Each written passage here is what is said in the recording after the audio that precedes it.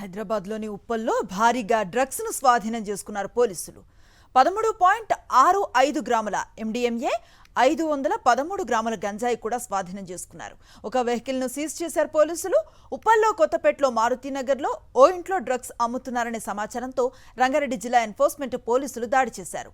సందీప్ అనే వ్యక్తి డ్రగ్స్ను ఢిల్లీ నుంచి తీసుకువచ్చి భరత్ అనే వ్యక్తికిస్తూ అమ్మకాలు జరిపిస్తున్నట్లుగా ఎన్ఫోర్స్మెంట్ సిఐ సుభాష్ చంద్ర తెలిపారు. నిందితులను డ్రగ్స్ ఉప్పల్ ఎక్సైజ్ స్టేషన్లో అప్పగించినట్లుగా తెలిపారు.